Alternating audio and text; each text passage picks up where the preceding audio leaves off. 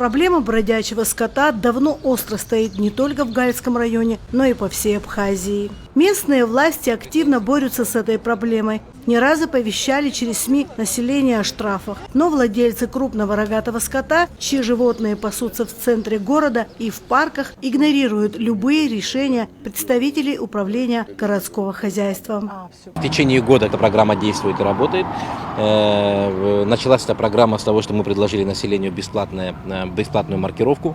В течение полугода наш главный ветеринарный врач и сотрудники коммунального отдела ездили по району, по городу, близлежащим улицам к городу и предлагали бесплатную маркировку. Все, кто согласились, предоставили своих животных, их промаркировали. Для этих лиц штрафы в соответствии с решением районного собрания составляют 500 рублей на первый раз, а для всех, кто не промаркировался, штрафы составляют 3000 рублей.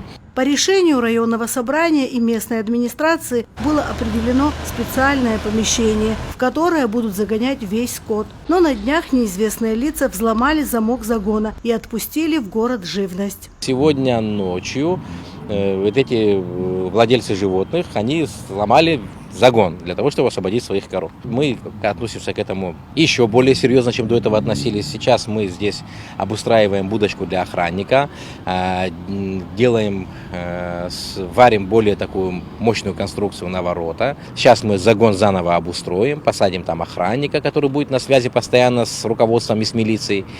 И мы рассчитываем на то, что как только крупнорогатый скот появится в центральной части города, мы его опять поместим в загон. И высвободить, как это получилось сегодня ночью, у них уже не получится. Даже после освобождения этих коров, как мы видим сегодня, я объездил весь город, в центральной части, по крайней мере, этих крупного рогатого скота нет. Что это? Неуважение владельцев крупного рогатого скота к большей части населения, которые хотят видеть город чистым и безопасным, или так проявляется нелюбовь к своему же городу?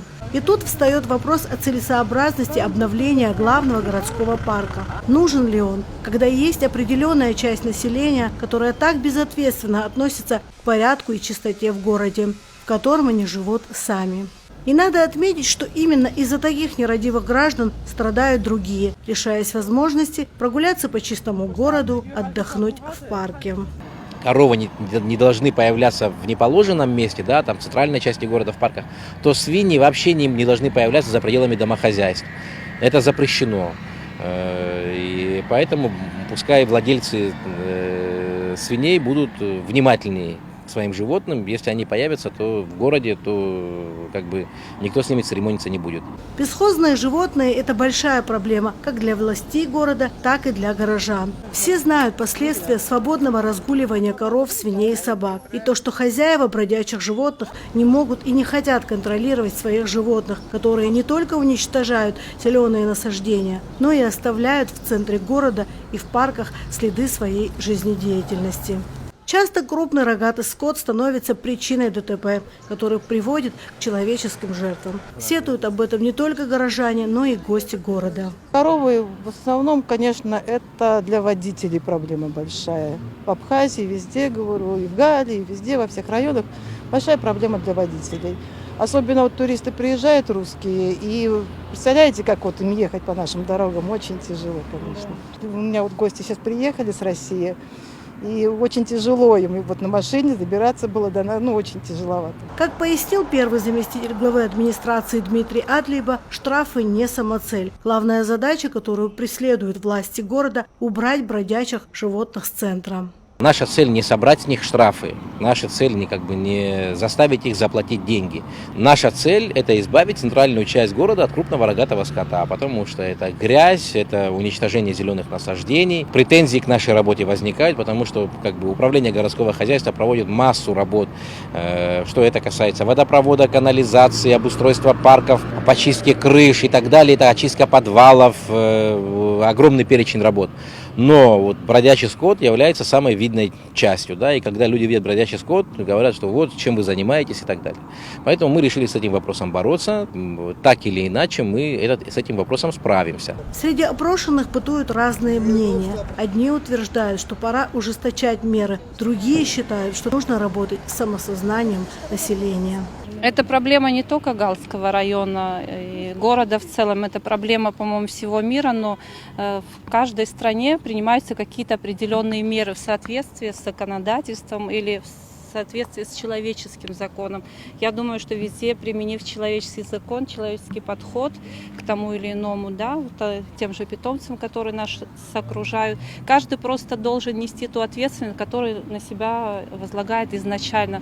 Так что давайте начнем с себя, с нашего отношения к окружающей среде, к животным. Я думаю, с этого можно и начать уже разрешение данного вопроса.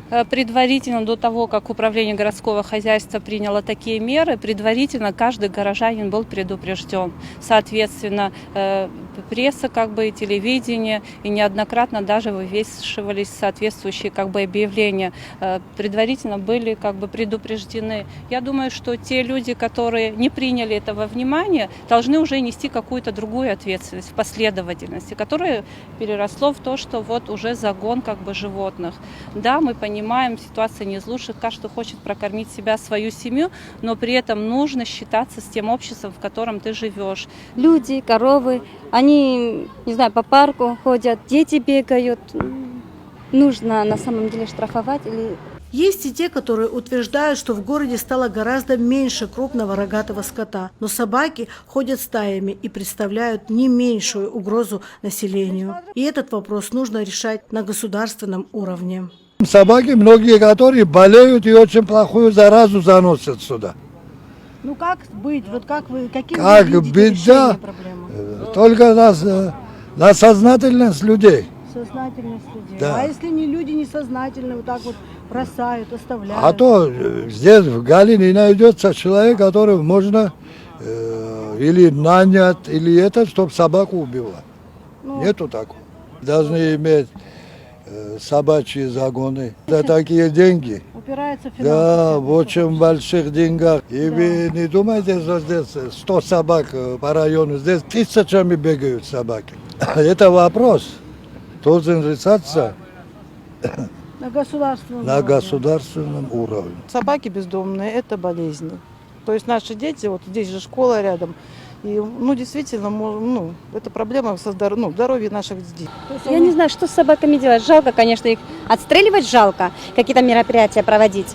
А вот какой-то, я не знаю, что-то придумать для собак, куда-то их, может, как приют. Остается надеяться на то, что инициатива управления городского хозяйства и местных властей, создание штрафстоянки для бесхозно пасущегося скота и самосознание населения будет поддержана и принята всеми как руководство к действию ради устранения этой проблемы из нашей жизни. Анжела Убилава, Илона Микава, Бату Библая, Кал ТВ.